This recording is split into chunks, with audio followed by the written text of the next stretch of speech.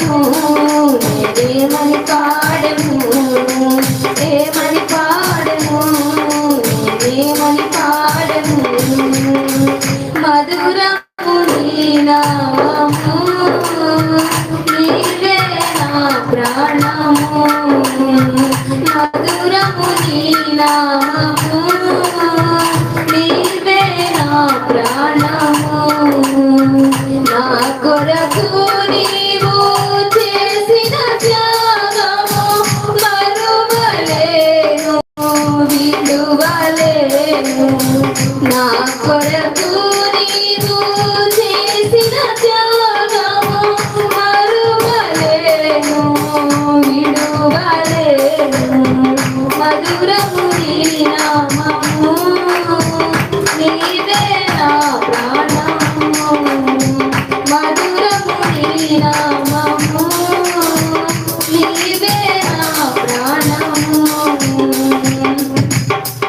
ఇంటి మీద పక్షిలా తెల్లవారి ఎదురు కోసం కన్నీటి మడుగులతో జీవితమే ముడిపడినా ఇంటి మీద పక్షిలా తెల్లవారి ఎదురు కోసం కన్నీటి మడుగులతో జీవితమే ముడిపడినా ఆశలన్నీ నీవనే నిన్ను ధ్యానించగా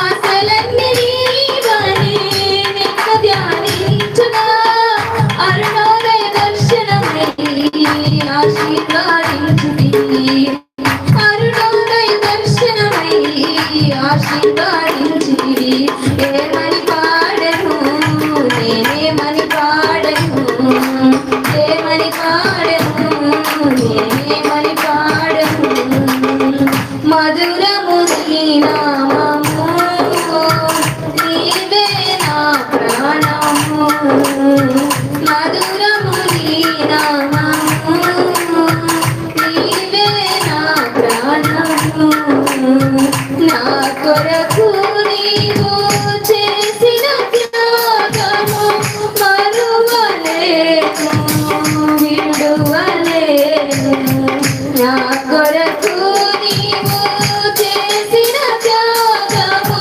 మరువలేను విడువలేను ఏమని పాడెను ఏమని పాడెను ఏమని పాడెను ఏమని పాడెను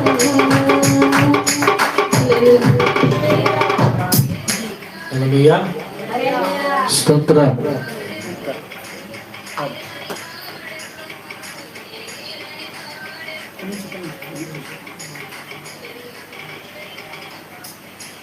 హల్లెలూయా నేర్పు మాయా నేర్పు మాయా కన్నీటి ప్రార్థన నేర్పు మాయా నేర్పు మాయా నేర్పు మాయా కన్నీటి ప్రార్థన నేర్పు మాయా నీవే నా బలము నీవే నా స్వరము నీవే నా బలము నీవే నా స్వరము సింహపు బోనులకు వెళ్ళిన దానియేలు భయపడక సింహపు బోనులకు వెళ్ళిన దానియేలు భయపడక ఈ లోకాశలో నే పడిపోకుండా ఈ లోకాశలో నే పడిపోకుండా నీ చేతితో పట్టుకో నీ చేతితో పట్టుకో నేర్పు మాయా నేర్పు మాయా కన్నీటి ప్రార్థన నేర్పు మాయా నేర్పు మాయా నేర్పు మాయా కన్నీటి ప్రార్థన నేర్పు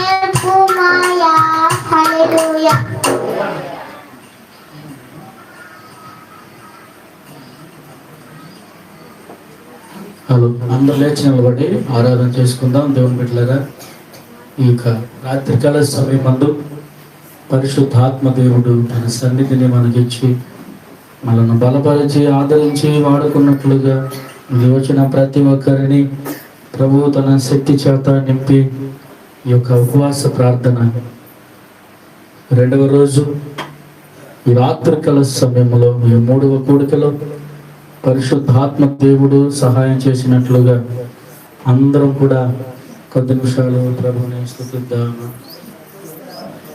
స్తోత్రం స్తోత్రం స్తోత్రం స్తోత్రం స్తోత్రం స్తోత్రం స్తోత్రం స్తుతి స్తుతి స్తుతి స్తుతి స్తుతి స్తుతి స్తుతి స్తుతి స్తోత్రం స్తోత్రం స్తోత్రం స్తోత్రం మహాగణుడా మహాగణుడా మహోన్నతుడా స్తుతి స్తుతి స్తుతి స్తుతి.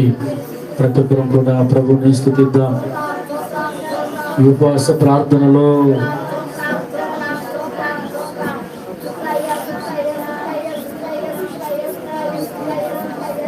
కొద్ది నిమిషాలు స్తుతులు చూద్దాం. స్తోత్రం స్తోత్రం స్తోత్రం స్తోత్రం స్తోత్రం స్తోత్రం స్తోత్రం స్తోత్రం స్తుతి స్తుతి స్తుతి స్తుతి స్తుతి స్తుతి స్తోత్రం స్తోత్రం స్తోత్రం స్తోత్రం స్తోత్రం. హల్లెలూయా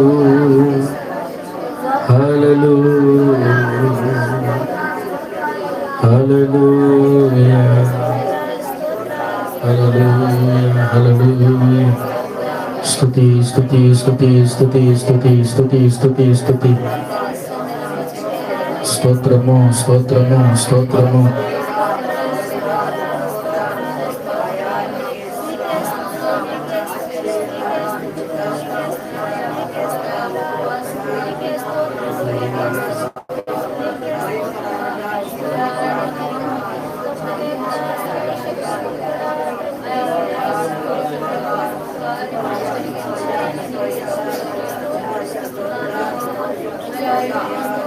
Praise the Lord, praise the Lord, praise the Lord.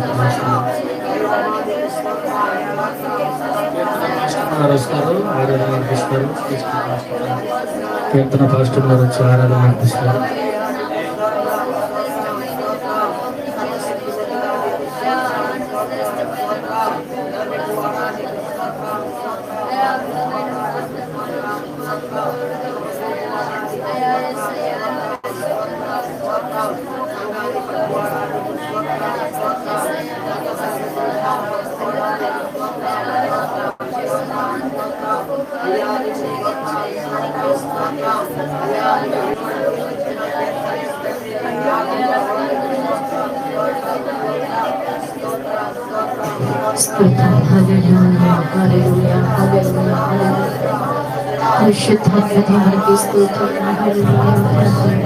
ప్రతి ఒక్క మీ యొక్క చేతులను ఆకాశం దేవునికి స్తోత్రం చెప్తాం. హల్లెలూయా హల్లెలూయా.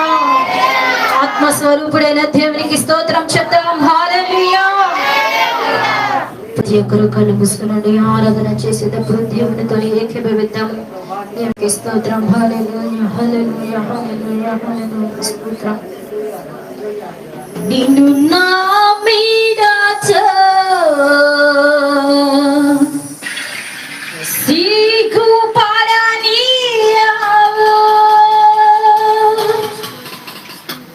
నన్ను నే బాధితో నీవే ఉంచెదావు.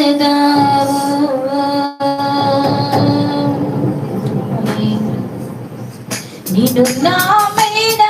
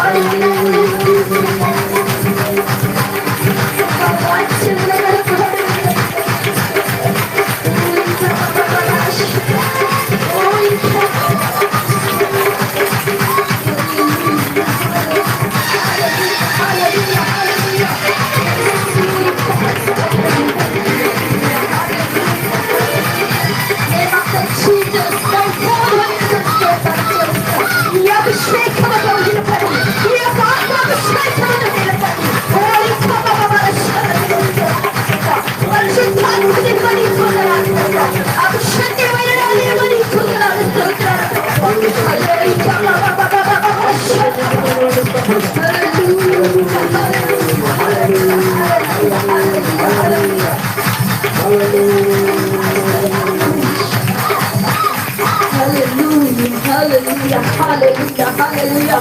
Oh, name of the Jesus, my brother, స్తోత్రాలు చెల్లిస్తున్నాను ప్రభా. సర్వశక్తి గల దేవుడైన నా తండ్రి నీకు వందనాలు. ఆత్మస్వరూపమైన నా దేవా నీకు వందనాలు ప్రభా. వేలాది నిలుకలతో నిత్యము పరిశుద్ధులు పరిశుద్ధులమని కొనియాడమనిచుని నా ప్రియ పరలోకమందున నా తండ్రి నీకు వందనాలు ప్రభా. అయ్యా మా పక్షంలో ఉన్న వాడు నీవే, అయ్యా మా పక్షంలో ఉండేవాడు నీవే ప్రభా. అయ్యా అందరి కార్యములు జరిగించువాడు నీవే ప్రభా. Holy Spirit, my father, స్తోత్రాలు చెల్లిస్తున్నాను ప్రభా. సర్వశక్తి దేవా, అయ్యా నీకు వందనాలు. ఎక్కడైతే ఇద్దరు ముగ్గురి కూడి ఉండి నీ నామాన్ని కనపరుస్తాడో వారి మధ్యన ఉంటానని వాగ్దానం ఇచ్చిన నా స్వామి నీకు వందనాలు ప్రభా. అయ్యా మా మధ్య మీరు నాముచున్నాము. నీ యొక్క పరిశుద్ధాత్మను మమ్మల్ని నింపినందుకు నీకు స్తోత్రాలు ప్రభా.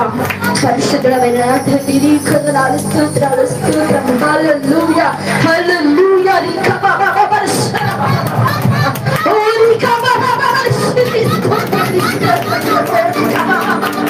పరిశుద్ధాత్మ దేవునికి స్తోత్రాలు ప్రభా. ఆత్మస్వరూపమైన నా దేవునికి స్తోత్రాలు చెల్లిస్తున్నాను ప్రభా. యేసు నీ యొక్క పరిశుద్ధాత్మ తాకిడి మాకు అనుగ్రహించిన దేవానికి స్తోత్రాలు చెల్లిస్తున్నాను ప్రభా. యేసు hallelujah, hallelujah, hallelujah. Oh, Spirit is falling for the స్తోత్రాలు చెల్లిస్తున్నాను. Oh, Spirit, అద్భుతమైన మీరు ఆశ్చర్యమైన కార్యక్రమం జరిగించేవారు నాకు నీకు వందనాలు ప్రభా. అయ్యా నా తండ్రి నీకు వందనాలు. స్తోత్రం, స్తోత్రం, స్తోత్రం, స్తోత్రం, స్తోత్రం, స్తోత్రం, స్తోత్రం. హల్లెలూయా, హల్లెలూయా. యేసు నీవే ఆధారము, యేసు నీవే నా ప్రాణము. నిన్ను నమ్మినచో సిగ్గుపడనీయవు, నన్ను నెమ్మదితో నీవే ఉంచెదవు.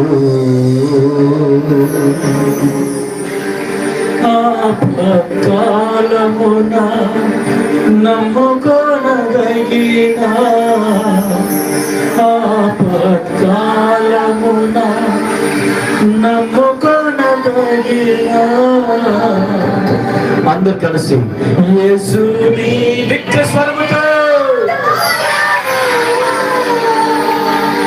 యేసు నీవే నా ప్రాణము. మరోసారి యేసు నీవే ఆధారము.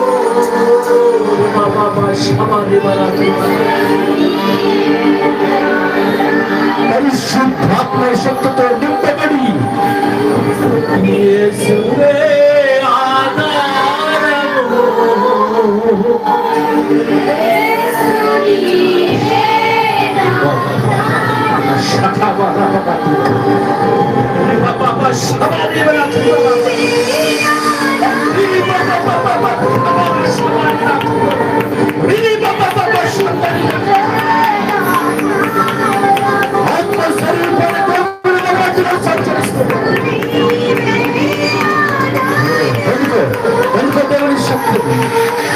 పరిశుద్ధాత్మ శక్తితో ఆరాధించు. పరిశుద్ధాత్మ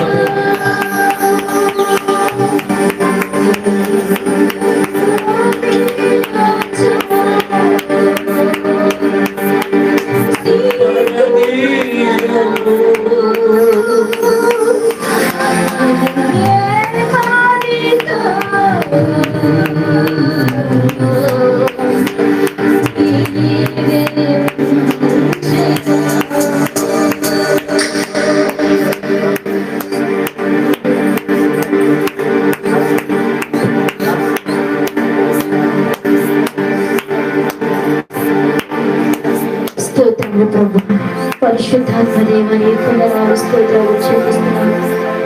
ఆశ్చర్యకరుడమైన నా తండ్రి నీకు వందనాలు. ఆలోచనకర్తమైన నా దేవని కళలు స్తోత్రాలు చెల్లిస్తున్నాను ప్రభా. అయ్యా ఆపత్కాలములలో ప్రభా నమ్మదగిన దేవుడవు నీవే ప్రభా. అయ్యా మాకు సహాయుడవు నీవే ప్రభా.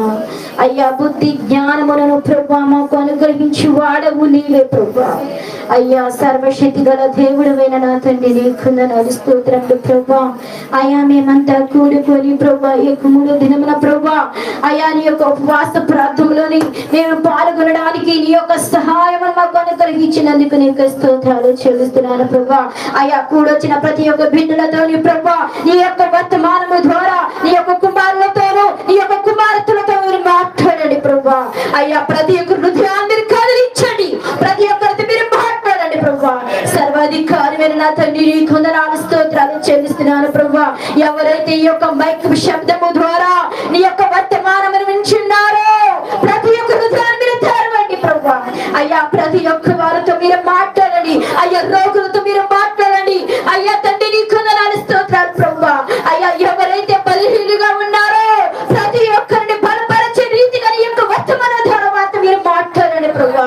అయ్యా సమస్యలతో బాధపడుచున్న వారికి ఓదార్పులుగా ప్రభా అద్భుతమైన వాక్యము ద్వారా మీరు మాట్లాడండి ప్రభా. అయ్యా నా తండ్రి నీ కొందనాలు స్తోత్రాలు. ప్రతి ఒక్క మాటలను నీ యొక్క మాటలను ప్రభా అయ్యా మా హృదయమైన పలకల మీద రాసుకొని వాటి ప్రకారంగా మేము నడుచుకోవడానికి నీ యొక్క సహాయం అనుగ్రహించమని యేసు పరిశుద్ధ నామమున అడిగి వేడుకొనుచున్నాను తండ్రి. ఆమేన్ ఆమేన్. చెప్తాం ఆమేన్. హల్లెలూయా హల్లెలూయా. గట్టి హల్లెలూయా చూద్దాం. అందరూ కూర్చుందండి. దయచేసి చక్కగా సర్దుకొని అందరూ కూడా కూర్చోండి.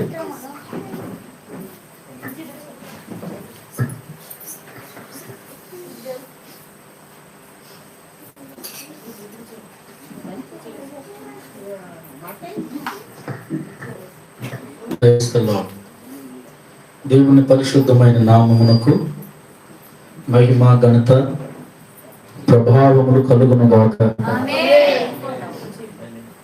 కొంచెం గట్టిగా చూద్దామా? ఇంకొంచెం గట్టిగా పూర్ణ మనస్సుతో పూర్ణ బలంతో చూద్దామా? హల్లెలూయా హల్లెలూయా. చాలా మంచిది.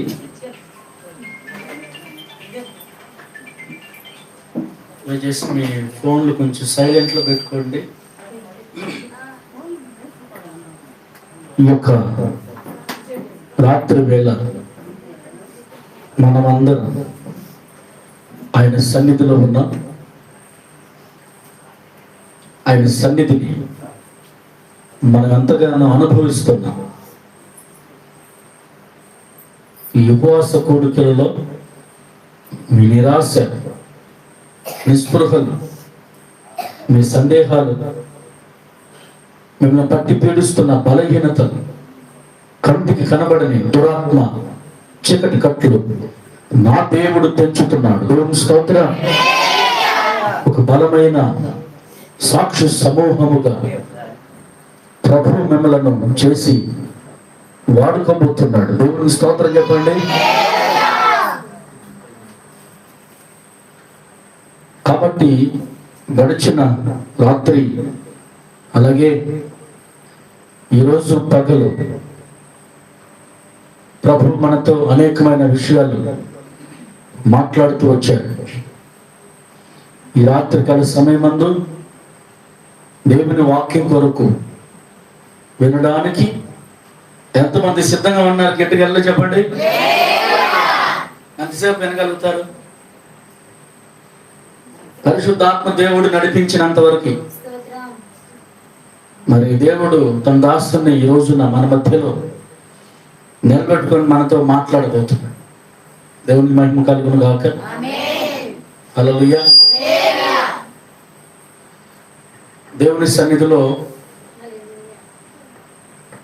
మరి ఈ ఉపవాస కూడికలకి ఈ రాత్రి వాక్య సందేశాన్ని అందించడానికి మరి మా తమ్ముడు, మనందరికీ తెలిసిన దైవజనుడు,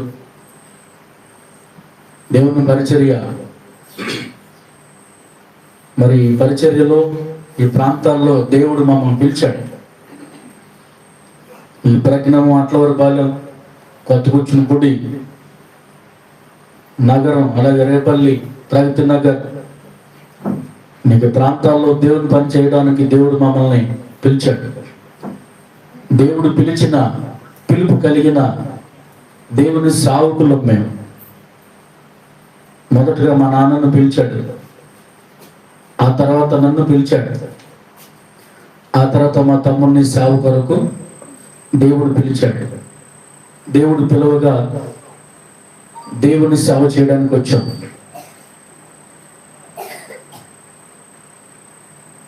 కాబట్టి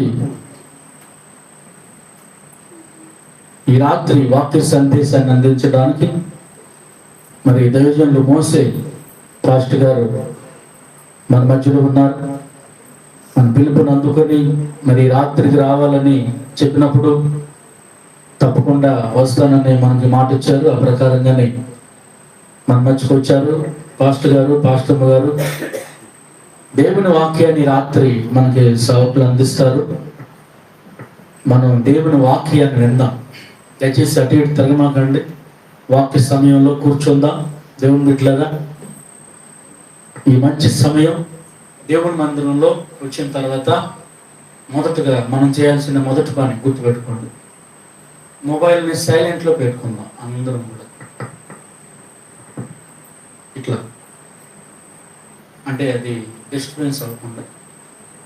ఏదైనా ముఖ్యమైన సందర్భం వచ్చినప్పుడు అది మీకు మాత్రమే వినపడేలాగా పెట్టుకోండి. అంటే వైబ్రేషన్ కానీ, అదంటే సైలెంట్. ఎవరైనా సార్, నేనైనా సార్, చిన్నగా బయటికి వెళ్ళిపోయి మాట్లాడుకొని మళ్ళీ లోపలికి వచ్చేయండి. దేవునికి స్తోత్రం చెప్పండి. రెండవ రోజు రాత్రికి దేవుని వాక్యాన్ని అందించడానికి మన మధ్యకు వచ్చిన దైవజనులు మోషే గారికి ఈ సమయాన్ని అప్పగిస్తున్నాను. అందరూ కూడా చప్పట్లు కొడుతూ దేవుని సేవకుని మనం ఆహ్వానించుకుందాం. స్తోత్రం చెప్పండి. హల్లెలూయా. చప్పట్లు కొడుతూ ప్రభుని గణపరుస్తూ దేవుని సేవకుని ఆహ్వానించుకుందాం.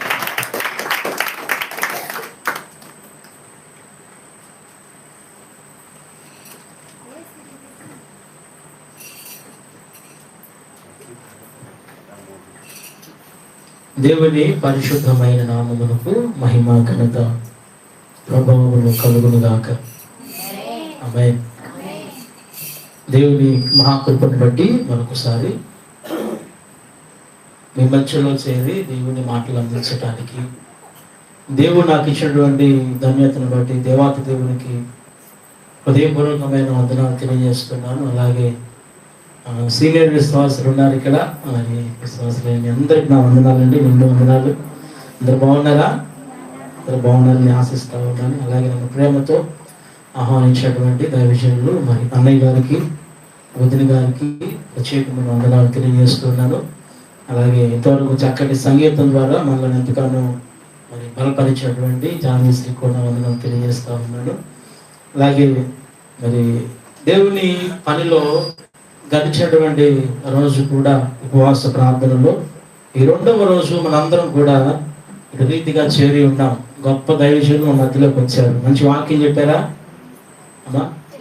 ఇద్దరు కూడా మరి యవనస్తున్నటువంటి దైవజనులు యేసప్పయ్య గారు, బెన్యామీన్ అయ్య గారు కూడా ఇద్దరు చక్కగా మంచి వాక్యం చేత మనల్ని బలపరిచారు. మరి ఈ మారుమూల ప్రాంతాల్లో మరి దున్నటువంటి బీడు భూములు ఇవన్నీ కూడా, ఈ ప్రాంతాలన్నీ కూడా ఎవరు కూడా కోరుకోరండి. ఇప్పుడంతా సేవ కూడా ఎలా ఉందంటే సిటీలో చేస్తే బాగుంటాయి కదా అనుకుంటున్నారు చాలా మంది. కానీ మరి దైవజనులు అన్నయ్య గారు, వదిలి గారు సమర్పించుకొని ఈ ప్రాంతానికి వచ్చి మరి ఎన్నో ఇబ్బందులు, ఎన్నో రకాలైనటువంటి శ్రమల మధ్యలో కూడా పరిచర్యలు జరిగించారు. ఈ ప్రాంతంలో మరి ఒక కుటుంబాన్ని దేవుడు ఏర్పరిచారు. దాని ద్వారా దేవుడు ఆశీర్వదించాడు. దేవుడు విస్తారమైనటువంటి సేవను దేవుడు ఇచ్చాడు. దేవుడికి స్తోత్రం చెప్పండి. హల్లెలూయా. మరి నేను నాకు తెలియజేసినప్పుడు, ఇలా ఉపవాస కొడుకులు పెడతానని తెలియజేసినప్పుడు నేను ఎంతో సంతోషించాను. ప్రార్థన చేశాము. దేవుడు చక్కటి అనుకూలమైన సమయాన్ని మనందరికి ప్రభు ఇచ్చారు. కనుక ప్రత్యేకంగా మరి దేవుని సన్నిధికి వచ్చిన మనందరం కూడా దేవుని మాటలు కొద్దిసేపు శ్రద్ధగా మనం ఆలకిద్దామా? విందామంటారు దేవుని వాక్యం. వాక్యం చాలా శ్రేష్టమైంది. మీరెంత ఆసక్తిగా వినగలిగితే నేను కూడా అంత ఆసక్తిగా ఒక 4-5 తెల్లరగట్లు 5ంటికి మిమ్మల్ని వదలనుకుంటున్నాను. అందరి ఇష్టమేనా? దేవునికి స్తోత్రం, హల్లెలూయా. అంటే ఉపవాస ప్రార్థనలో కూడా ఆల్రెడీ కలుపుదాం అనుకుంటున్నాను. ఆ లోపల మీరు ఎత్తపడతారు వెనకాల. చాలా మంచిదండి. ఈ సమయంలో మనందరం ఉండడం మనకి ఎంతో ఆశీర్వాదకరం.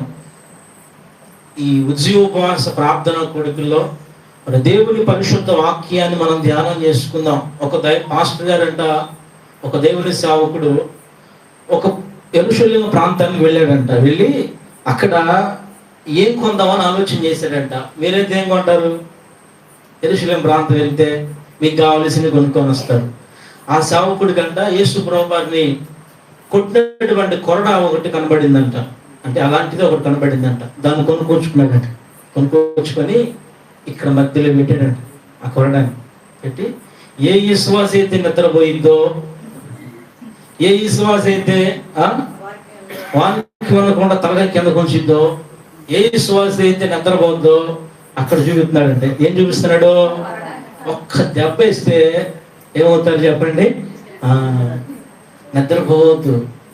నిద్రకి మనము స్థానం ఇవ్వవలసిన అవసరము లేదండి. దేవుని వాక్యాన్ని మనం శ్రద్ధగా ఆలకిద్దాం. ఆలస్యం చేయక దేవుని వాక్యాన్ని చదువుకుందాం. బైబిల్ పరిశుద్ధ గ్రంథంలో నుండి హెబ్రీలు రాసినటువంటి పత్రిక 11వ అధ్యాయము 24 నుంచి 27 వచనాలు మనం చదువుకుందాం. ఈ రాత్రికాల సమయంలో దేవుని పరిశుద్ధమైన వాక్య గ్రంథంలో నుంచి ప్రభు నేర్పిస్తున్నటువంటి ఆధ్యాత్మికటువంటి పాఠాల ద్వారా, వాక్య సందేశాల ద్వారా ఉపవాస కొడుకులు మనం బలపరచబడదాం. హెబ్రీలు రాసిన పత్రిక 11వ అధ్యాయం 24 నుండి 27 వచనాలు త్వరగా తీగలిన వారు తీసి చదువుతా ఉన్నారు. మోషే పెద్దవాడైనప్పుడు విశ్వాసమును బట్టి ఐగుప్తి ధనము కంటే క్రీస్తు విషయమైన నింద గొప్ప భాగ్యమని ఎంచుకొని అల్పకాలము పాపభోగములు అనుభవించుట కంటే దేవుని ప్రజలతో శ్రమ అనుభవించుట మేలని యోచించి ఫరో కుమార్తె యొక్క కుమారుడని అనిపించుకొనుటకు ఒప్పుకొనలేదు. ఎలాగనగా అతడు ప్రతిఫలముగా కలుగబోవు బహుమానమందు దృష్టి ఉంచెను. విశ్వాసమును బట్టి అతడు అదృశ్యుడైన వారిని స్థిరబుద్ధి గలవాడై రాజ ఆగ్రహమునకు భయపడక ఐగుప్తిని విడిచెను. దేవుని పరిశుద్ధమైన వాక్యములో హెబ్రీల పత్రికలో అపోస్తలుడైన పౌలు గారు ఎవరిని జ్ఞాపకం చేస్తున్నారు? ఎవరిని జ్ఞాపకం చేస్తున్నారు? మోషేని జ్ఞాపకం చేస్తున్నారు. మోషే అంట తాను జీవించిన సంవత్సరాలు 120 సంవత్సరాలు.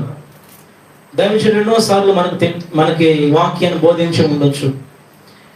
ఇక్కడ వాక్యం వింటున్నటువంటి నీతో, ఈ లైవ్ లో ఏకీభవిస్తున్నటువంటి బిడ్డలతో ప్రభు మాట్లాడుతున్నటువంటి మాట, మోషే జీవిత కాలం 120 సంవత్సరాలు. 40 సంవత్సరాలు ఐగుప్తులో పెరిగాడు. 40 సంవత్సరాలు తన మామ మందని మేపాడు. మరలా 40 సంవత్సరాలు ఇశ్రాయేలు ప్రజలను నడిపించాడు. తన జీవిత గమ్యంలో ఆయన గురించి పౌలు గారు ఒక స్టేట్మెంట్ ఇస్తున్నారు. ఏంటంటే, మోషే విశ్వాసమును బట్టి అదృశ్యమైన వాటిని చూచినట్లు స్థిరబుద్ధి గలవాడై రాజాజ్ఞకు భయపడక ఐగుప్తిని విడిచాను. దేని విడిచాడండి? ఐగుప్తిని విడిచాడు. మరి అన్నడు కూడా ఐగుప్తిని చూశాడా? వెనక్కి చూశాడా? మరి అన్నడు కూడా ఐగుప్తి వైపు కన్నెత్తాడా? ఐగుప్తిని విడిచాడు. మోషే ఐగుప్తిని విడిచాడు. విడిచి వచ్చేశాడు. ఫరో కుమార్తె అనిపించుకోలేదు. సుఖభోగాలు, రాజభోగాలు. ఏమండి, రాజుకి ఏం తక్కువ? అన్ని సమృద్ధిగా ఉంటాయి. కావలసిన ఆహారం అంతా ఉంటది. చాలా సమృద్ధిని దేవుడు ఇస్తాడు. కానీ అవన్నీ పక్కన పెట్టేసి దేవుని ప్రజల కొరకు శ్రమ అనుభవించడం మేలని యోచించి ఐగుప్తుని విడిచేశాడు. దేవునికి స్తోత్రం చెప్పండి. ఐగుప్తుని మోషే విడిచిపెడితే, కానీ ఇశ్రాయేలు ప్రజలు మాత్రం ఐగుప్తుని విడవలేదండి. వీళ్ళు కొంత దూరం ప్రయాణం చేసిన తర్వాత వాళ్ళకి ఏం గుర్తొచ్చినాయంట? మరలా ఐగుప్తులో ఉన్న కెర దోసకాయలు, అలాగే అక్కడ ఉన్నటువంటి ఆహార పదార్థాలు గుర్తొచ్చినాయి అంట. అంటే వీళ్ళు ఐగుప్తిని దాటారు, కానీ ఇంకా ఐగుప్తి యొక్క ఆచారాలు, ఐగుప్తులో ఉన్నటువంటి వీళ్ళ మనసుకి వీళ్ళతో రాలేదండి. దేవునికి స్తోత్రం చెప్పండి. హల్లెలూయా. ఐగుప్తి అంటే ఏంటి? ఐగుప్తి అనగా లోకం. ఐగుప్తి అనగా ఈ లోకాన్ని మోషే విడిచిపెట్టాడు. ఈ రాత్రికాల సమయంలో నేను చెప్పేటువంటి అంశం ఏంటంటే, విడిచిపెట్టవలసినవి విడిచిపెట్టాలి, విడిచిపెట్టకూడనివి జాగ్రత్తగా పట్టుకోవాలి. దేన్ని విడిచిపెట్టమంటున్నాడు? ఐగుప్తిని విడమంటున్నాడు. బైబిల్లో కూడా ప్రకటన గ్రంథంలో ఒక మాటను మనం చదివినట్లయితే 2వ అధ్యాయము 21వ వచనంలో దేవుడు కొంత సమయాన్ని ఇస్తున్నాడంట మనకి. మారు మనసు పొందుటకు నేను దానికి సమయం ఇచ్చింది, కానీ తన జారత్వము విడిచి మారు మనసు పొందనొల్లక దేవుడు కొంత అవకాశం ఇచ్చాడంట. దేవుడు కొంత సమయాన్ని ఇచ్చాడంట. ఏం పొందమని? మారు మనసు పొందమని. కాలం కొంచెంగా ఉంది, గడియలు తగ్గిపోతూ ఉన్నాయి. దేవుడు ఇచ్చినటువంటి అవకాశాన్ని సద్వినియోగం చేసుకోవాలి. అందుకనే డైవిజన్లు ఈ 3 రోజులు ప్రార్థన పెట్టారు ఇక్కడ. దేవునికి స్తోత్రం చెప్పండి. హల్లెలూయా, హల్లెలూయా. కాస్త మీరు నన్ను భరించాలి. నేను అప్పుడప్పుడు మధ్యలో ఏం చెబుతాను? హల్లెలూయా చెప్తాను. మీరు కాస్త నాకు సహకరిస్తా ఉండండి. దేవుడు ఇచ్చినటువంటి సమయం, దేవుడు కొంత సమయం ఇస్తున్నాడు. నువ్వు విడిచిపెట్టావు. అతిక్రమములు దాచిపెట్టి వాడు వర్ధిల్లడు, గాని అది ఒప్పుకొని విడిచిపెట్టేవాడు ఏం పొందుతాడంట? కనికరాన్ని పొందుకుంటాడు. ఈ సాయంకాల సమయంలో, ఈ రాత్రికాల సమయంలో పిల్లరా, ప్రభు నీతో మాట్లాడుతున్నటువంటి మాటలు నువ్వు విడిచిపెట్టవలసినవి విడిచిపెట్టాలి. నీ అతిక్రమములు, నీ పాపములను విడిచిపెడితే ప్రభు ఈ రాత్రి నేను దర్శించబోతున్నాడు. నమ్మిన వారి దేవుని స్తోత్రం చెప్పండి. హల్లెలూయా. విడిచిపెట్టవలసినవి విడిచిపెట్టాలి, విడిచిపెట్టకూడనివి మనము పట్టుకోవాలి, జాగ్రత్తగా ఉంచుకోవాలి. దేన్ని విడవద్దని బైబిల్ చెబుతా ఉందో ఒక 4 విషయాలు బైబిల్లో నుంచి ఈ రాత్రి కాల సమయంలో నేను చెప్తాను, జాగ్రత్తగా వినండి. చూడండి, మొదటిగా సామెతల గ్రంథం. అందరూ కూడా సామెతల గ్రంథం 4వ అధ్యాయం 6వ వచనాన్ని మనం చదువుకుందాం. బైబిల్ గ్రంథంలో నుంచి సామెతల గ్రంథం 4వ అధ్యాయం 6వ వచనాన్ని చదువుకుందాం. జ్ఞానమును విడువక ఉండని ఎడల అది నిన్ను కాపాడును, దానిని ప్రేమించిన ఎడల అది నిన్ను రక్షించును.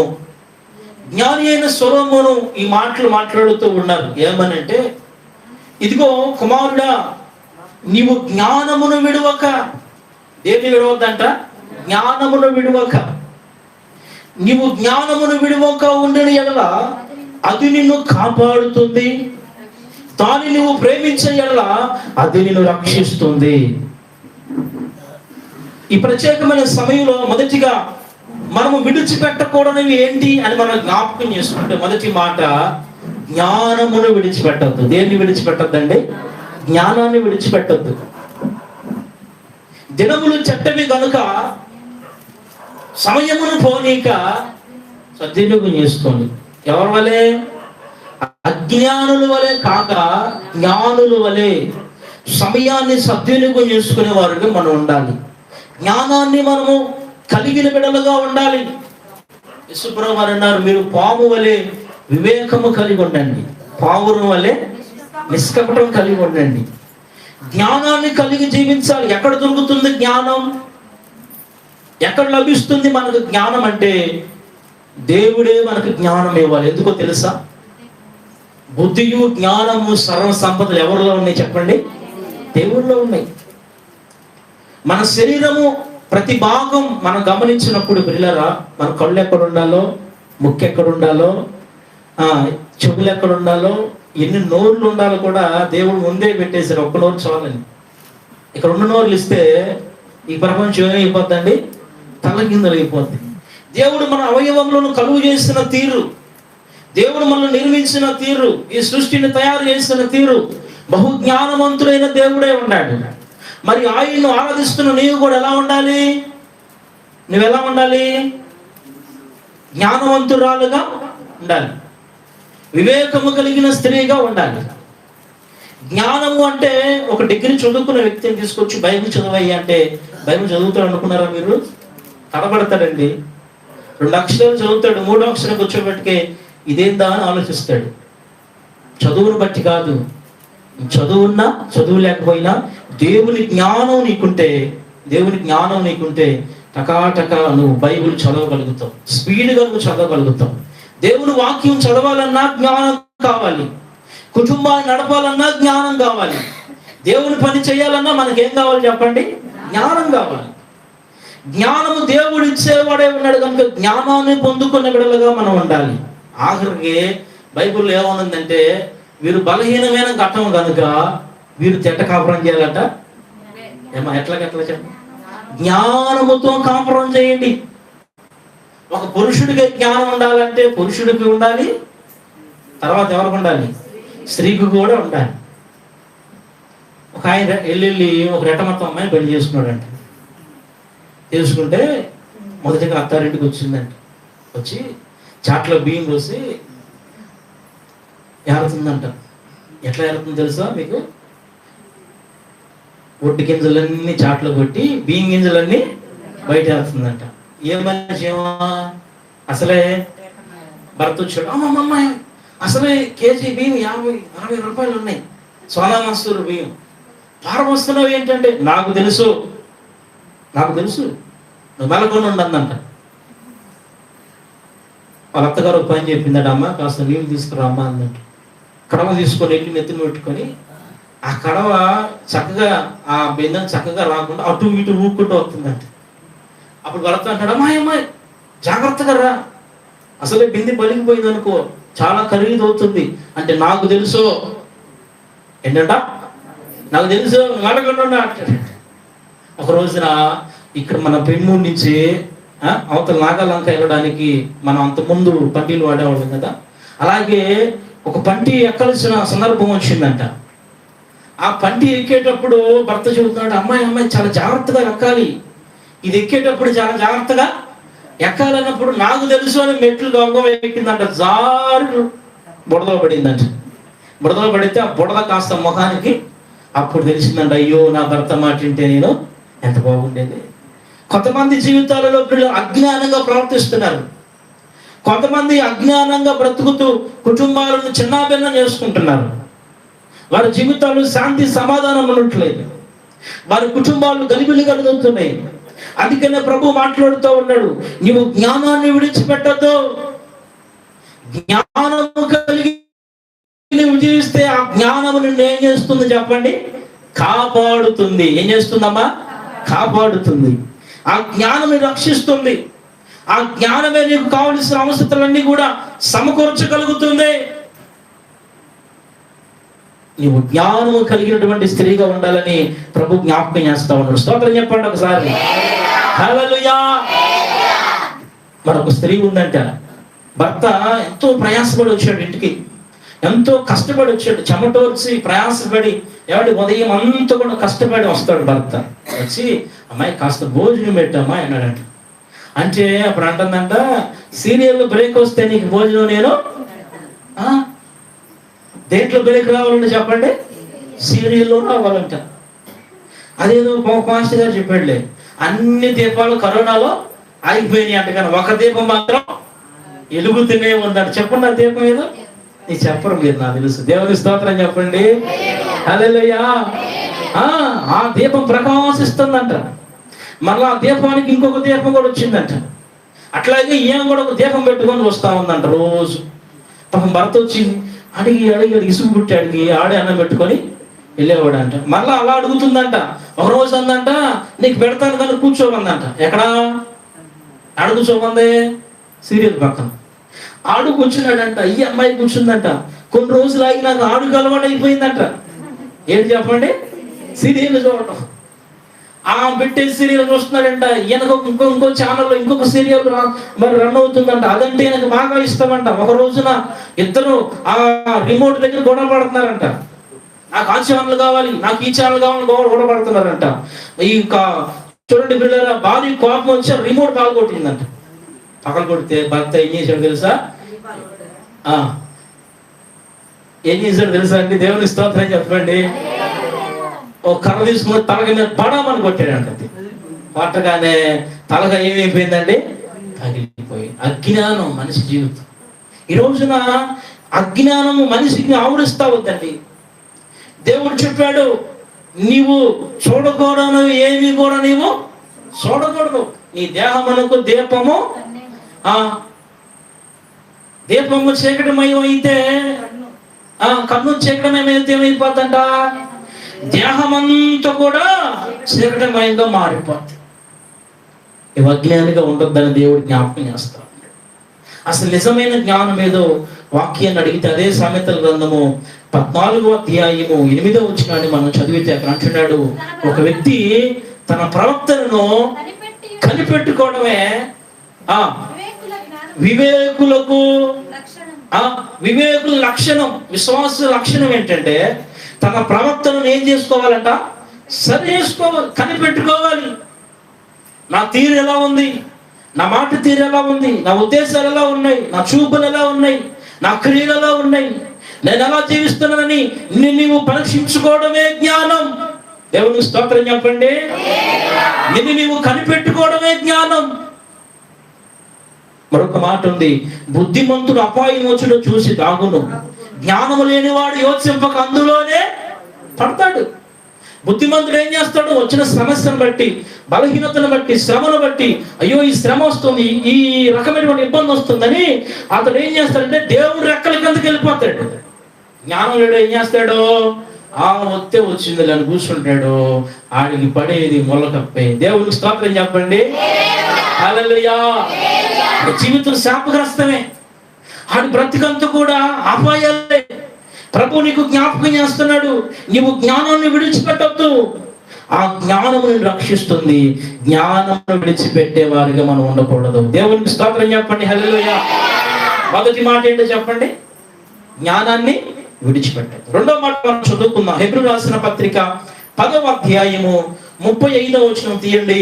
దేవుని మాటలు మనం త్వరగా చదువుకొని మనం ముందుకు వెళ్దాం. చూడండి, బైబిల్ గ్రంథంలో నుంచి హెబ్రీలు రాసిన పత్రిక 10వ అధ్యాయము 35వ వచనం. కాబట్టి ధైర్యమును విడిచిపెట్టకుడి, దానికి ప్రతిఫలముగా గొప్ప బహుమానాన్ని దేవుని కొరకు దాచి ఉంచాడు. నమ్మిన వారు దేవునికి స్తోత్రం చెప్పండి. అపోస్తలుడైన పౌలు గారు మరలా హెబ్రీ సంఘానికి హెచ్చరిస్తున్నారు. హెబ్రీ సంఘస్థులారా, మీరు ధైర్యమును విడిచిపెట్టద్దు. దేని విడిచిపెట్టద్దు అంటే? ధైర్యాన్ని విడిచిపెట్టద్దు. దేవుడు మనకు ఏ ఆత్మనిచ్చాడు తెలుసా? ఇంద్రియ నిగ్రహము కలిగిన ఆత్మనిచ్చాడు, కానీ పెరిగి ఆత్మను మాటి కొంతమంది నేను చేస్తే బాగుండు, నేను ఉంటే బాగుండు, నేను పోతే బాగుండు అని అనుకోమాక. నువ్వు పెరిగి దానివి కావు. ప్రభు ఈ రోజు నీతో మాట్లాడుతున్నాడు. నీలో ధైర్యాన్ని దేవుడు స్థాపించబోతూ ఉన్నాడు. స్తోత్రం చెప్పండి. హల్లెలూయా. ధైర్యము కలిగిన బిడ్డలుగా మనం ఉండాలి. అసలు నరకంలోకి వెళ్ళేది ఎవరంట? మొట్టమొదటి ఆ మాటే మనం చూస్తే పిరికివారు. ఎవరో పిరికివారు. ఏ సమస్యను చూసినా భయంతో పరిగెత్తేవారు, పిరికితనంగా మారేవాళ్ళు. దేవుని బిడ్డలో పిరికోళ్ళ ధైర్యవంతులా? ఈ రాత్రి చెప్పండి, నేను ధైర్యవంతురాలని చెప్పండి. చేతులెత్తి. ఏంటమ్మా, ఎవరు చెప్పరా? నేను ధైర్యవంతుడను, నేను ధైర్యవంతురాలను. అటువంటి ధైర్యపు ఆత్మను ప్రభు నీలో స్థాపించబోతూ ఉన్నాడు. దేవునికి స్తోత్రం చెప్పండి. హల్లెలూయా. ధైర్యం కలిగి మనం బ్రతకాలండి. ధైర్యం కలిగి మనం జీవించాలండి. ఆ ధైర్యాన్ని ఎన్నడూ కూడా ఏం చేయకూడదు? విడిచిపెట్టద్దు. కొన్ని సమస్యలు నీవు పిరికోడివి అని చెప్పడానికి వస్తాయి. కొన్ని శోధనలు నీవు బలహీనురాలువి అని చెప్పడానికి వస్తాయి. కొన్ని రకమైనటువంటి ఇబ్బందులు ఇక నువ్వు జయించలేవని కొన్ని శ్రమలు వస్తాయి. అయినా కూడా నీవు దేవుని బట్టి ధైర్యంగా నిలబడాలి. బైబిల్లో ఒక మాట ఉంది, ధైర్యము వహించండి, కాగా మీరు ధైర్యం వహించండి, మీ కార్యములను దేవుడు ఏం చేస్తాడు? సఫలపరుస్తాడు. మనం ధైర్యం వహిస్తేనట మన కార్యాలను దేవుడు సఫలపరిచేవాడై ఉన్నాడు. ఈ రాత్రికాల సమయంలో ఈ ఉపవాస కూడికల ద్వారా నీవు ఒకవేళ బలహీనురాలుగా మార్చబడితే, నీవు ఒకవేళ శ్రమను బట్టి బలహీనుడు అయిపోతే దేవుడు నీతో మాట్లాడుతూ ఉన్నాడు. ఈ లైవ్ ద్వారా దేవుడు నీతో మాట్లాడుతూ ఉన్నాడు. నీవు ధైర్యవంతుడుగా మారాలని ప్రభు ఆశపడతా ఉన్నాడు. దేవునికి స్తోత్రం. హల్లెలూయా, హల్లెలూయా. ధైర్యం కలిగి మనం ఉండాలండి. విశ్వాసులు ఏం కలిగి ఉండాలి? అపవాదిని గద్దించండి, వాడు ఇంకొద్ద నుండి. భోజనాలు కొట్టాలంటే చాలా మంది బాగా వస్తారు. ఏమంటే సువార్త సభలు అంటే చాలా మంది వస్తారు, ఆ ప్లేస్ కూడా చాలదు. అదే ఒక దెయ్యాలు కోవడం అంటే కొంతమంది వస్తారు. ఎందుకు? అపవాది అంటే మనకి బైక్. ఒక దైవజనుడు ఈ మాట చెప్పారు. క్రిస్మస్ పండుగ జరుగుతుందంట. క్రిస్మస్ పండుగ ముందు 24వ తారీఖున ఒక స్కిట్ చేస్తున్నారంట. ఆ స్కిట్ లో అందరికి వేషాలు దొరికినాయి అంట, కానీ ఒకడికి మాత్రం వేషం దొరకలేదంట. అందరూ మరియమ్మ క్యారెక్టర్ చేస్తున్నారంట, యేసోబు క్యారెక్టర్ చేస్తున్నారంట. అలాగే పిల్లల కొంతమంది గొర్రెలు, అలాగే కొన్ని పశువుల గొర్రెలు కాపురులుగా అందరికి దొరికినాయి అంట క్యారెక్టర్లు, కానీ ఒకడికి మాత్రం దొరకలేదంట. ఆడు బాగా ఆశతో చూస్తున్నాడంట, ఏం దొరికిందా నాకు అని. చూస్తుంటే సైతానుడు వేషం ఒకటి దొరికిందంటాడు. ఏం దొరికిందమ్మా? సాతాను వేసావో ఆ వేషం దొరికిందంట. అబ్బా ఇదేనా బాగుండు, నాకు బాగుంది, చక్కగా నేను దీంట్లో పాత్రలో నేను లీనమైపోయి చక్కగా చేస్తానని ఆ స్కిట్ అంతా కూడా కంప్లీట్ చేసుకొని చక్కగా ఆ స్కిట్ అంతా కూడా అద్భుతంగా చేశారంట. అదే రోజున ఒక చిన్న మందిరంలో రాత్రి పూట ప్రార్థన జరుగుతుందంట. ప్రార్థన జరుగుతుంటే పాస్టర్ గారు వాక్యం చెబుతున్నాడంట, అపవాదిని గద్దించండి, వాడి మధ్య నుండి. వీడు అందరూ మొహం కడుక్కొని వచ్చారంట, కానీ వీడు మాత్రం మొహం కడుక్కోకుండా, ఎందుకంటే సమయం అయిపోతుందని అదే యేసుతో దేవుని మందిరం గడప దగ్గర నిలబడ్డాడంట. నిలబడితే పాస్టర్ గారు వాక్యం చెప్పుకున్నాడు. వెనక చూశాడంట, వామ్మో ఎవడు వచ్చేసారు, ఇటుపక్క తలుపుకుని ఇటు నుంచి వెళ్ళిపోయాడంట ఆయన. ఇక విశ్వాసం ప్రార్థన చేసి వెనక తిరిగి చూశారంట. ఇక అంతే, అమ్మో ఆడు రాగానే కనబడిపోయిందంట. దేవుని స్తోత్రం చెప్పండి. ఆ వెలుక్కి వాడు ఎట్ట కనపడ్డాడు అంటే సైతానుడు లాగా కనపడ్డాడు. అందరు పారిపోయారు, కానీ ఒక విశ్వాసం మాత్రం మోకరించి ప్రార్థన చేస్తుందంట. వాడు వచ్చి దగ్గర కూర్చొని అన్నాడంట, అమ్మా నాకు ఆకలి వేస్తుంది, అన్నం పెట్టవా అన్నాడంటే. ఇక అంతే, పదనాయన నీకు పెడతాలి అంటే ఆ కొడుకే యశ్మేసింది. చాలా మంది జీవితాల్లో ఒక పెరుగుతనం, చాలా మంది జీవితంలో ఒక భయం. ఎందుకు నీకు భయం? 365 సార్లు దేవుడు చెబుతున్నాడు, భయపడద్దు, చిన్న మంద భయపడకండి, నేను మీతో ఉన్నాను, నీ నామలో నేనున్నాను, నీతో నేనున్నాను, కనుక నువ్వు భయపడాల్సిన అవసరం లేదు. కొంతమంది శత్రువులు వస్తారండి. బైబిల్లో 2వ దినవృత్తాంతాల గ్రంథంలో అస్సులు రాసినటువంటి సనహరేబు అనేటువంటి ఒక ఆయన ఉన్నాడు. ఆయన ఇశ్రాయేలు ప్రజలను, యూదా ప్రజలను చూడండి దండెత్తడానికి, దేవుని ప్రజల మీదకు రావడానికి, మరి ఆ దేశంలో ఆ ప్రాకారం వెలుపడ నిలబడి సవాల్ విసురుతాడంట. చాలా చక్కగా మాట్లాడుతున్నాడంట, చాలా నీచంగా మాట్లాడుతూ ఉన్నాడంట. అందరూ బలహీనులుగా మార్చబడుతూ ఉన్నారంట. చదువుతాం బైబిల్ గ్రంథంలో నుంచి 2వ దినవృత్తాంతాల గ్రంథం 32వ అధ్యాయము 7వ వచనాన్ని చదువుకుందాం. అప్పుడు వాళ్ళందరూ కూడా సన్నగిలిపోతూ ఉన్నారంట. మీరు దిగులు పడకండి, ధైర్యాన్ని విడిచిపెట్టకండి, అశ్షూరు రాజుకైనను సైన్యమంతటికైనను మీరు భయపడవద్దు, విస్మయం ఉండొద్దు. అతనికి కలిగి ఉన్న సహాయము కంటే మరి ఎక్కువ సహాయాన్ని దేవుడు నీ పక్షమున దాచి ఉంచాడు.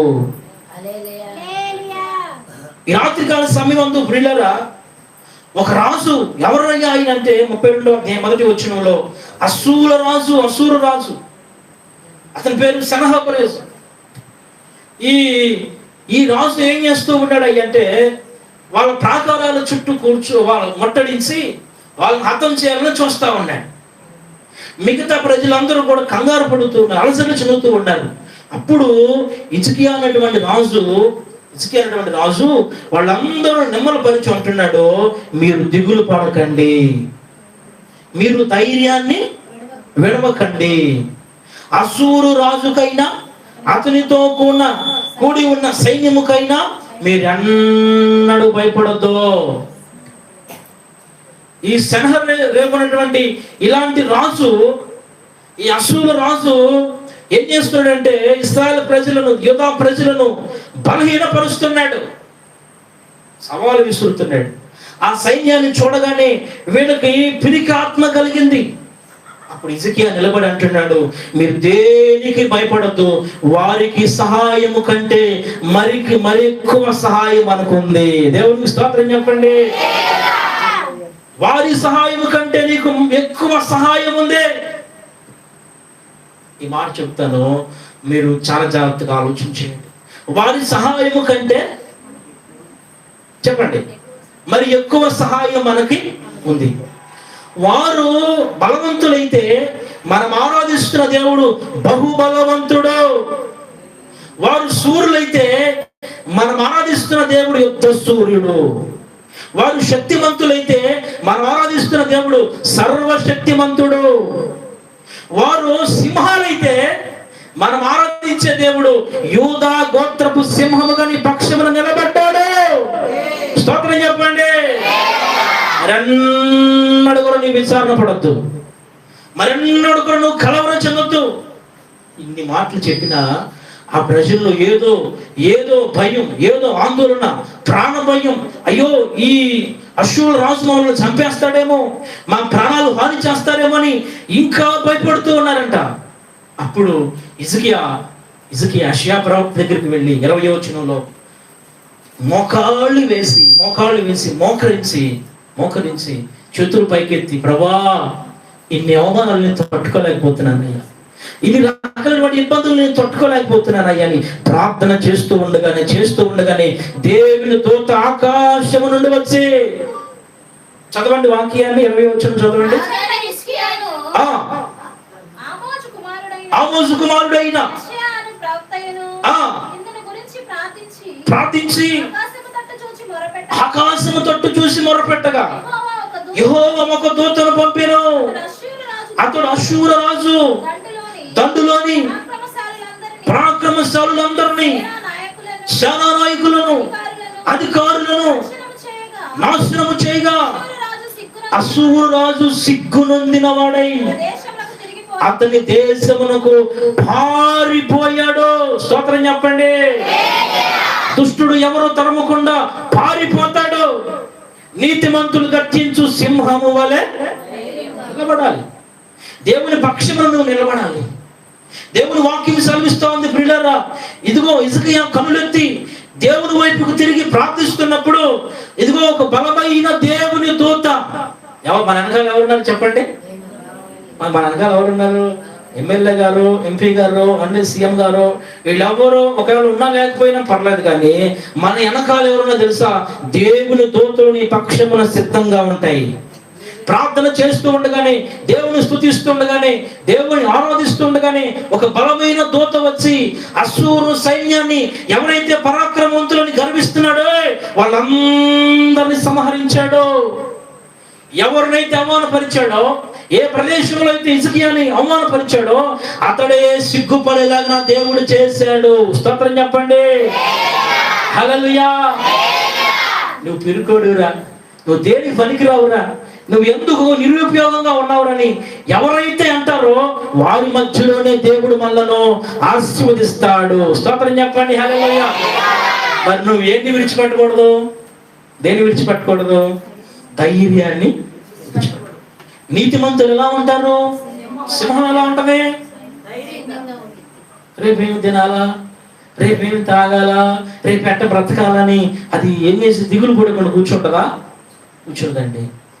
సింహం ధైర్యంగా ఉంటది. అది గర్దిస్తుండగానే అనేక జంతువులు ఏమైపోతాయి అంట?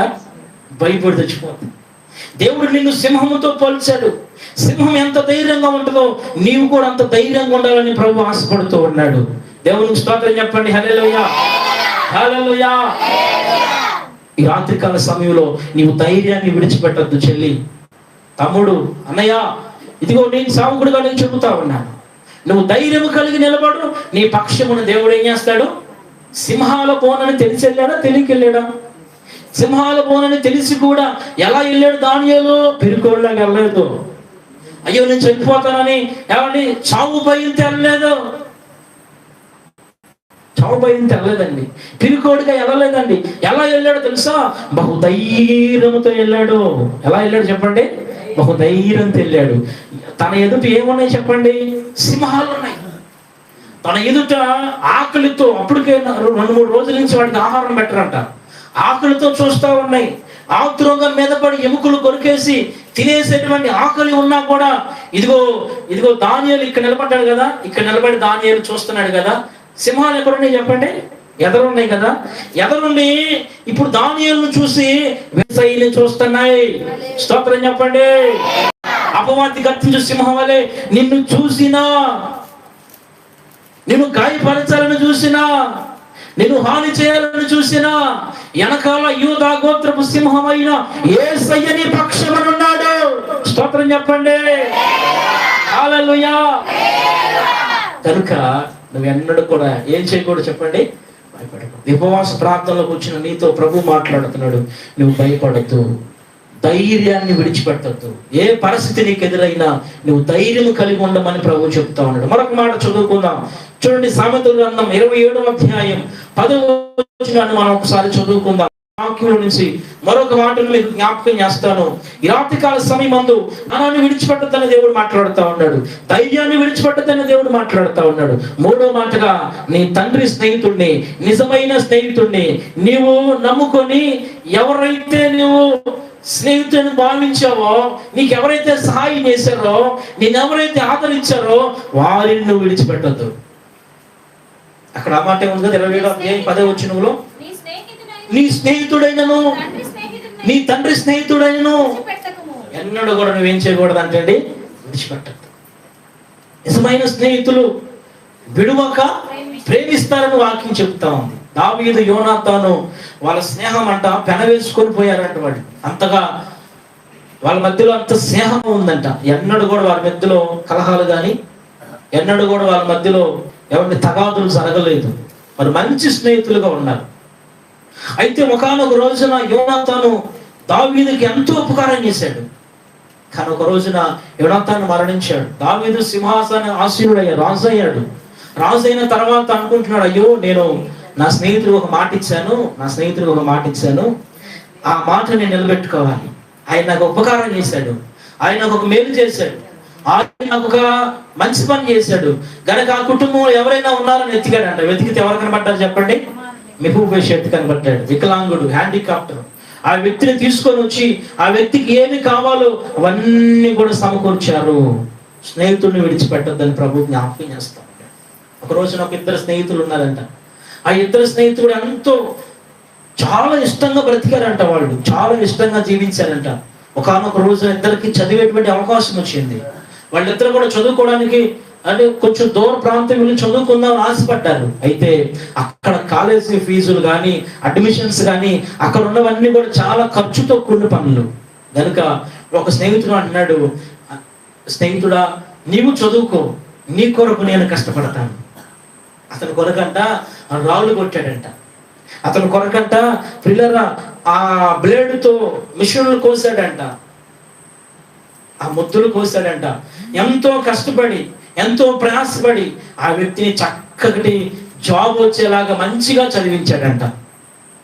చదివించిన తర్వాత ఆ వ్యక్తి మరి పెయింటింగ్లు కూడా వేస్తాడంట. ఆ చదువుకున్న వ్యక్తి ఇద్దరు కూడా మంచి, మరి ఈ వ్యక్తి ఏమో పని చేసుకుంటున్నాడు, ఆ వ్యక్తి ఏమో పిల్లలు మంచిగా చదువుకున్నాడు, చక్కటి పట్టా తీసుకున్నాడు, ఒక మంచి ఉద్యోగాన్ని సంపాదించుకున్నాడు. ఆ తర్వాత వచ్చి మరి ఒక పెయింటింగ్ వేయాలని ఆశపడ్డాడు. ఒక పెయింటింగ్ వేస్తే అతనికి మంచి ప్రైజ్ వచ్చింది.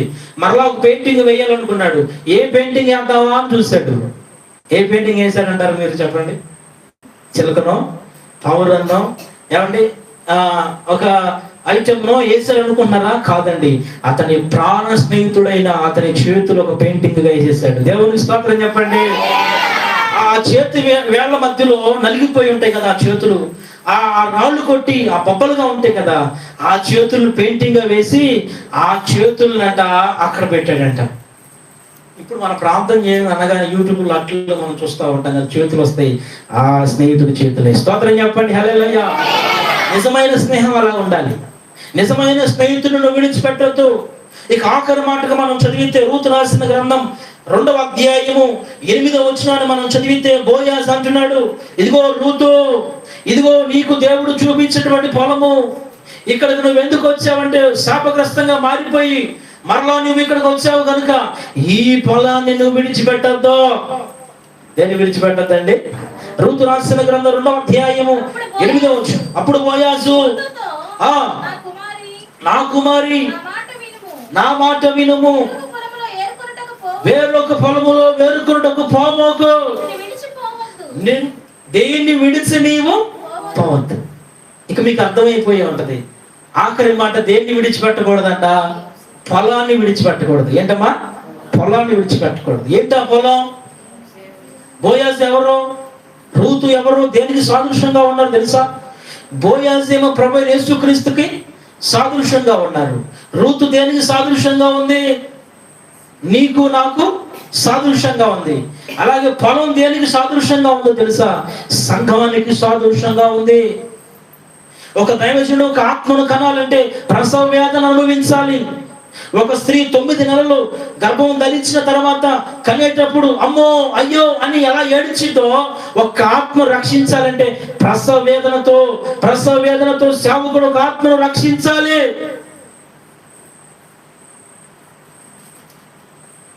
రక్షించబడిన నీవు సంఘములో చేర్చబడ్డావు. ఏంటి నీ వల్ల ఉపయోగం సంఘానికి? రోజున సూటిగా ఒక దైవజనుడిగా నేను మాట్లాడతాను. ఏంటి నీ వల్ల ఉపయోగం? దేవునికి నీవు వాడబడే పాత్రగా ఉన్నావా?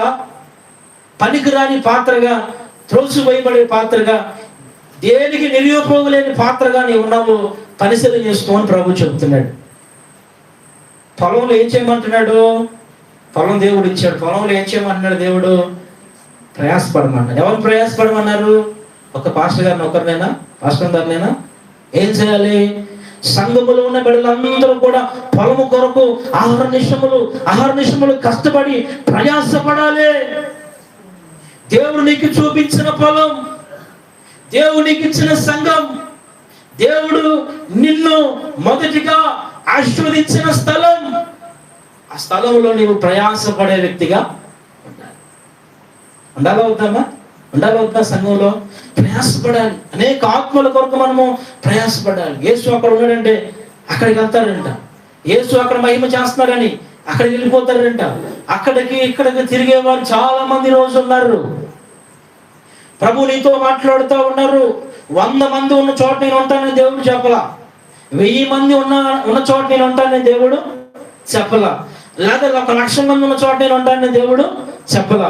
ఎక్కడ 2-3 నామంలో కూడి ఏకీవిస్తారో వారి మధ్యలో నేను ఉంటానని దేవుడు చెప్పాడు. మన పక్షమున దేవుడు ఉండే దేవుడు. మనం అక్కడికి ఇక్కడికి పరుగులెట్టవలసిన అవసరము లేదు.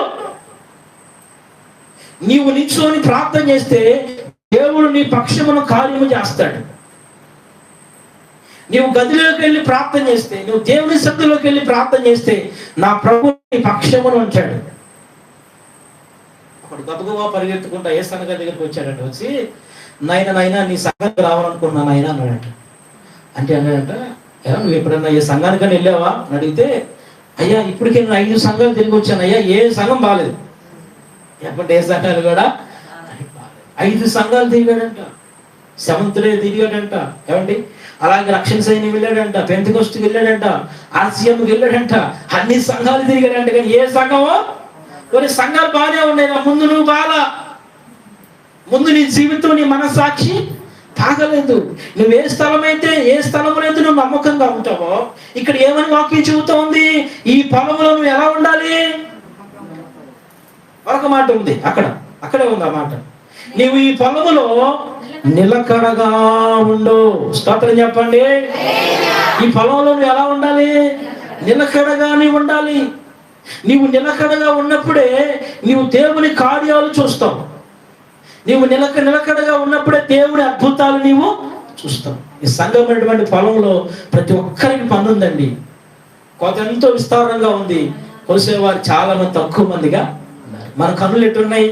యోహాను సువార్త 4వ అధ్యాయంలో తెల్లబారిపోతున్న పొలములను చూడండి, పొలములను చూడండి, నశించిపోతున్న ఆత్మలను చూడండి, నరకానికి వెళ్ళిపోతున్న ప్రజలను చూడండి. ఏమండి, ఎవరు వెళ్ళిపోతున్నారు? అధికారులు వెళ్ళిపోతున్నారు, సినీ రంగంలో వెళ్ళిపోతున్నారు, పిల్లల ఉన్నతమైన వారు వెళ్ళిపోతున్నారు. అందరూ కూడా నశించిపోతూ చనిపోతూ నరకానికి వెళ్ళిపోతున్నారు. అటువంటి వారి గురించి కన్నులెత్తి చూడవలసిన భారం, ఆ పొలమును కొయ్యవలసిన బాధ్యత, సంఘములో ప్రయాసపడవలసిన ఏమండి బాధ్యతను దేవుడు మనకిచ్చాడు. స్తోత్రం చెప్పండి, హల్లెలూయా. మరి ప్రయాసపడితే ఒట్టిగా దేవుడు మనం వదిలిపెడతాడా? ఇంత నువ్వు పని చేసావు కదా, ఉదయాన్నే పనికి వెళ్తావు కదా, పనికి వెళ్ళి సాయంత్రానికి ఏం పొందుకుంటావు? ఏమిస్తాడు రైతు నీకు? ఎంతో కొంత ఇస్తాడు. కూలి ఇవ్వకుండా పుట్టి చేతులతో దేవుడు ఈ సంఘములో నువ్వు ఎంతైతే పని చేస్తావో నీ పనికి జీతం ఉంది. దేవునికి స్తోత్రం చెప్పండి. ఎంతైతే నువ్వు కష్టపడతావో, ఎంతైతే పొలం కొరకు నువ్వు ప్రయాసపడతావో, సంఘం కొరకు నువ్వు ఎంతైతే నువ్వు నీ పనిని ప్రాణార్పణంగా పోయబడతావో దేవుడి పని కొరకు, నా దేవుడు నీకు జీతాన్ని ఇస్తాడు. నీకు కావలసిన సమృద్ధిని దేవుడు ఇస్తాడు. అటువంటి జ్ఞానపు ఆత్మను దేవుడు మనకు అనుగ్రహించును గాక. అటువంటి ధైర్యపు ఆత్మను దేవుడు మనకు అనుగ్రహించును గాక. ఇదిగో పొలము కొరకు ప్రయాసపడే ఆత్మల భారాన్ని దేవుడు మనకి ఇచ్చును గాక. కళ్ళు వంచండి, కళ్ళు మూయండి, ప్రార్థన చేసుకుందాం. అందరూ కూడా ప్రార్థన పూర్వకంగా ఉందాం, ప్రార్థన చేసుకుందాం. ప్రియులారా, ఈ జీవ కూడికల్లో, ఉపవాస కూడికల్లో ఈ 2వ రోజు దేవుని సన్నిధికి వచ్చావు. నువ్వెంతో ప్రయాసపడి వచ్చావు, కానీ నా దేవుడిని దాటిపోయేవాడు కాదు, నా దేవుడిని విడిచిపెట్టేవాడు కాదు. నా దేవుడిని ఒట్టి చేతులతో ఇంటికి పంపించడు. నీకు జీవితం ఇచ్చే దేవుడే ఉన్నాడు, నిన్ను పోషించే దేవుడే ఉన్నాడు, నీకు సమృద్ధినిచ్చే దేవుడే ఉన్నాడు. ఇదిగో ప్రభు నీతో మాట్లాడుతూ ఉన్నాడు. నీవు పిరిగితనాన్ని విడిచిపెడతావా? భయాన్ని నువ్వు విడిచిపెడతావా? ఈరోజు నీతో ప్రభు నీతో మాట్లాడుతావన్నాడు. అయ్యా, నాలో తెలియని భయం, ఏమి తిన్నునా ఏమి త్రాగుతున్నానని భయమయ్యా. అయ్యా, నాలో అనుక్షణము కొడతాను. అయ్యా, సంఘరేగులు, అశ్వుల రాజులు, శత్రువు నా ముందు నిలబడ్డాడయ్యా. నా ముందు నిలబడి సవాలు విసురుతున్నాడయ్యా. నువ్వు ఎలా బ్రతుకుతావని. అయినా కూడా వారి సహాయం కంటే మరి ఎక్కువ సహాయం నీ దగ్గర ఉందయ్యా. మరి ఎక్కువగా నాకు సహాయం చేయగలిగిన దేవుడై ఉన్నావయ్యా. నేను ఈ రోజు నుంచి ధైర్యంగా ఉంటానయ్యా. ఈ రోజు నుంచి నేను ధైర్యంగా ఉంటానయ్యా. ఈ రోజు నుంచి ప్రభు నేను ధైర్యంగా మాట్లాడుతానయ్యా, ధైర్యం వహిస్తానయ్యా. ప్రభు నిబ్బరమైన మనసు కలిగి ఉంటానయ్యా. ఇదిగో మోషేకి తోడే ఉన్నట్లుగా నేను నీకు తోడే ఉంటున్నాను. నీవు నిబ్బరము కలిగి ఉండు, ధైర్యముగా అడుగులు వేయి. నువ్వు అడుగులు వేస్తున్న ప్రతి స్థలమును నేను నీకు అనుగ్రహించబోతూ ఉన్నాను. నువ్వు ధైర్యముగా పలుకుతున్న ప్రతి మాట, ఇదిగో దుష్టుడైన అపవాదిని యేసు నామములో దేవుడు తోడ్పరుస్తా ఉన్నాడు. అశ్వుల రాజుని సిగ్గుపడేలాగా దేవుడు చేస్తా ఉన్నాడు. నీ మీదకి ఎవరైతే గెలెత్తి చూస్తున్నారో, నేను ఎవరైతే అమలపరచాలని చూస్తున్నారో, నిన్నెవరైతే కృంగదీయాలని చూస్తున్నారో వారే సిగ్గుపడేలాగా నా దేవుడు చేయబోతూ ఉన్నాడు. గొప్ప ధైర్యపాత్రని అయ్యాను. విశ్వాసంతో దేవుని అడుగుదాం. హల్లెలూయా, హల్లెలూయా, హల్లెలూయా. యేసయ్యా నీకే స్తోత్రం.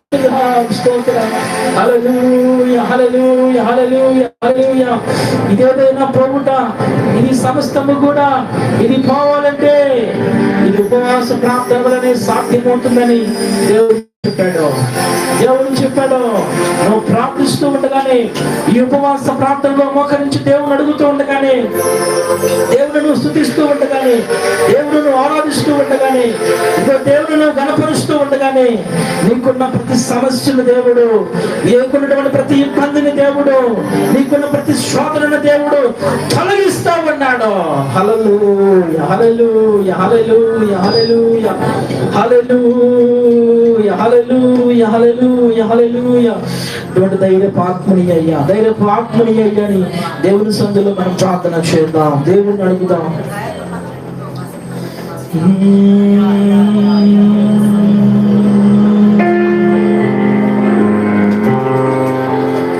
నీ యందు ధైర్యమును నే పొందుకొనేను, మరణము గెలచిన బహువీరుడా. నీ యందు ధైర్యమును నే పొందుకొనేను, మరణము గెలచిన బహువీరుడా. సర్వయుగము సరిపోచగలనా నీ సామర్థ్యము, కొనియాడగలిగిన నీ దివ్య తేజం. నా ప్రాణం నీవే యేసయ్యా, నా ప్రాణం నీవే యేసయ్యా. దేవుడు కృపలతో రాజ్యాన్ని స్థిరపరిచే స్థుతులతో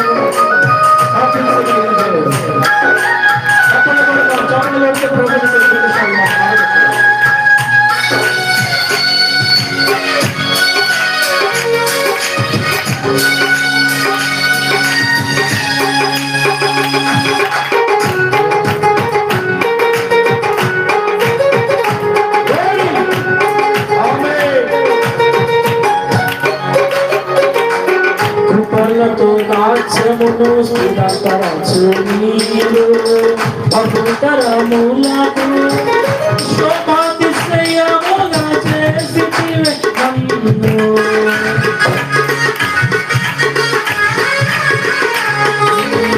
కృపలతో రాజ్యమును స్థిరపరచు నీవు, బహుతరములకు శోభాతిశయముగా చేసితివే.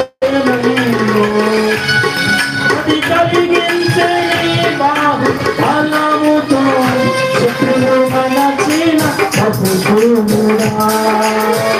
ఇది అందు ధైర్యమును ఏ పొందుకొనేదాను, మరణము గెలచిన బహువీరుడా. సర్వయుగము సరిపోచగలనా నీ సామర్థ్యమును, కొనియాడగలిగిన నీ దివ్య తేజం. నా ప్రాణం నీవే యేసయ్యా, సరిపోచగలనా నీ సామర్థ్యమును, కొనియాడగలిగిన నీ దివ్య తేజం. నా ప్రాణం చెప్పండి కొడుతూ సమయం ఆరాధిస్తుండగా ఒక నమ్మకం దేవుని అభిషేకాన్ని, పరిశుద్ధాత్మ దేవుని శక్తిని పొందుతున్నాం. నీవే యేసయ్యా, నీవే యేసయ్యా, రావా యేసయ్యా, రావా యేసయ్యా, నీవే యేసయ్యా, నీవే యేసయ్యా, రావా యేసయ్యా, రావా యేసయ్యా. ఆరాధన స్తుతి ఆరాధన, ఆరాధన స్తుతి ఆరాధన, నీవే నీవే ఆరాధన, నీవే నీవే ఆరాధన, నీవే నీవే ఆరాధన, నీవే నీవే ఆరాధన, నీవే నీవే ఆరాధన, నీవే నీవే ఆరాధన. ధ్యానం ప్రాణం నీవే యేసయ్యా, ధ్యానం ప్రాణం నీవే యేసయ్యా, నీవే యేసయ్యా, నీవే యేసయ్యా.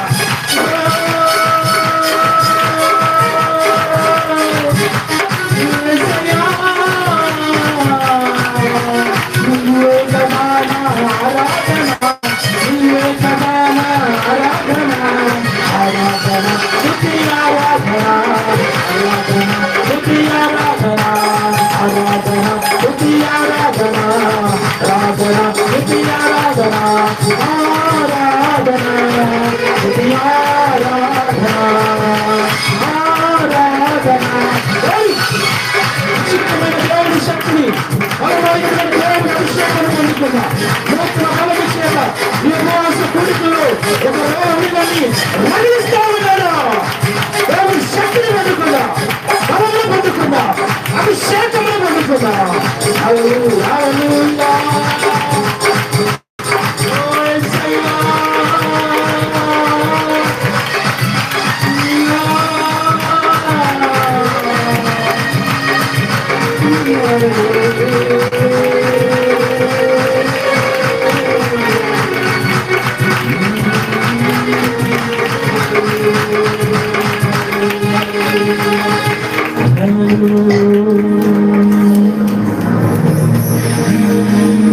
ఎందు ధైర్యమును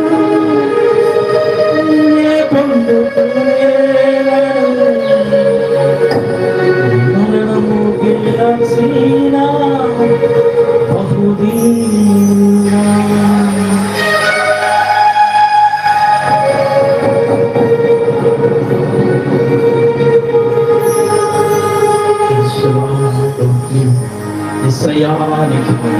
మహాపరిశుద్ధుడు అయిన మా ప్రియ పరలోకపు తండ్రి, ఎంతైనా నమ్మదగిన సహాయకుడు, పరిశుద్ధుడు, మమ్మల్ని ఎంతగానో ప్రేమించారయ్యా.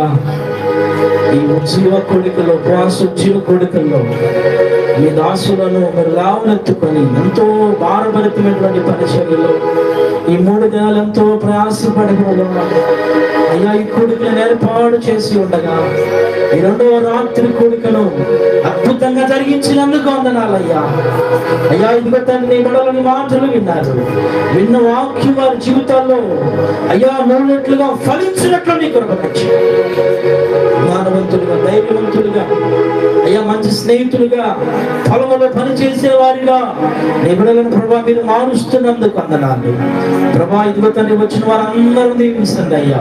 ఈ ఉపవాస కోడికలు నీ బిడ్డలు బలహీనలుగా ఉంటే మంచి ఆరోగ్యాలతో లేవనెత్తమని ప్రార్థిస్తా ఉన్నా అయ్యా. ఇదిగో తండ్రి నీకు వందనాలయ్యా. పాపులకు పశ్చాత్తాపం, రోగులకు స్వస్థత, దయ్యములకు విడుదల నా ప్రభు కలుగు చేయనట్లు నీ సహాయమును కలుగు చేయమని ప్రార్థిస్తాము. అలాగే ప్రభు వచ్చినటువంటి సంఘ పెద్దలను, అయా స్త్రీలను, ప్రతి ఒక్కరిని మీరు దీవించండి, యవనస్తులను దీవించండి. ఇంతవరకు ప్రభా అయ్యా ఇదిగో నీ దాసులు ఎంతో ప్రయాసతో అయ్యా ఇదిగో తండ్రి ఇంతవరకు చక్కగా అయ్యా ఈ ఉపవాస కోడికలు జరిగిస్తా ఉన్నారు. అన్నయ్య గారు దీవించండి, ఇంకా ఈ పరిచర్యను శాఖలుగా విస్తరింప చేయమని ప్రార్థిస్తా ఉన్నాం అయ్యా. ప్రతి వ్యతిరేక పరుస్తున్న ప్రతి ఆటంకమును నిర్మూల పరుస్తా ఉన్నాం ప్రభా. నీకు వందనాలయ్యా. నూతన ఆత్మలను గ్రహించండి. ఈ దాసుడు భారభరితంగా ప్రభా నీకు వందనాలు పని జరిగిస్తుండగా తండ్రి ప్రభా వేలాది ఆత్మలను దయచేయమని ప్రార్థిస్తూ ఉన్నామయ్యా. పటసారని విస్తారమైన జనాంగాన్ని నడిపించమని ప్రార్థిస్తూ ఉన్నాం. కుమారుని దీవించండి.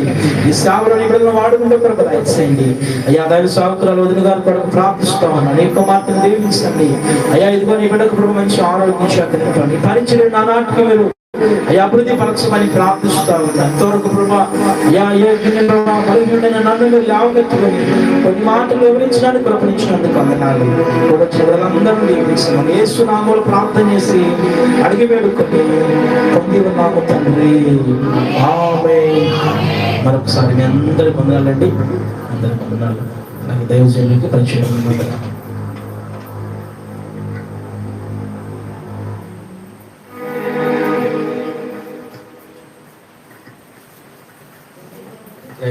హల్లెలూయా. ఈ రాత్రి కాలపు 2వ రోజు 3వ కూడికను దేవుడు ఆశీర్వాదకరంగా దీవెనకరంగా జరిగించినందుకు దేవుని స్తోత్రం చేద్దాం. దైవజనులు మరి మోషే గారు చక్కని వాక్య సందేశాన్ని, సంఘమునకు కావలసిన దేవుని వాక్య సందేశాన్ని ఆత్మతో బోధించినందుకు దైవ సేవకులకి సంఘం తరపున ప్రత్యేకమైన వందనాలు తెలియజేస్తున్నాను. రాష్ట్రం గారికి వందనాలు. ఈ యొక్క రాత్రి కూడిక ముగించబడుతూ ఉంది. మరి ఆయా ప్రాంతాల నుంచి వచ్చిన దేవుని బిడ్డలైన మీ అందరికీ నా హృదయపూర్వకమైన వందనాలు. ఈ 2వ రోజు రాత్రికాలం కూడిక ముగించబడుతూ ఉంది. తిరిగి మరలా రేపు ఉదయం 11:30కి మరి పగలు కూడిక జరుగుతుంది. దైవజనులు ఇస్రాయేల్ గారు, పెద్దల శక్తులు, దేవుని దాసులు రేపు పగలు రేపు రాత్రి మనతో ఉంటారు.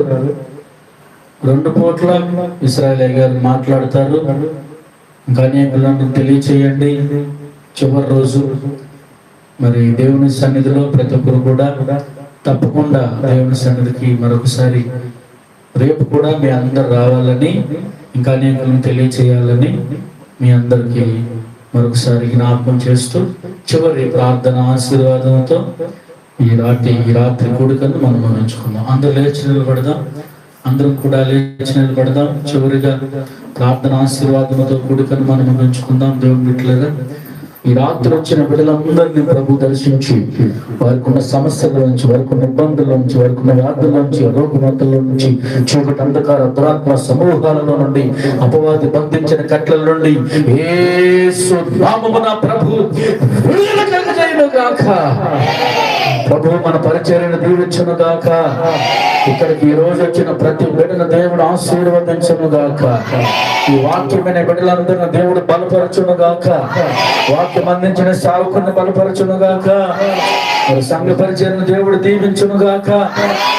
ఈ ప్రాంతంలో నశించిపోతున్న ఆత్మలను ప్రభు వెతికి రక్షించును గాక. ఈ సంఘ పరిచర్యను దేవుడు దీవించును గాక. దేవుడు మనకు అప్పగించిన పనిని సంపూర్ణముగా మనము జరిగించుతుముగాక.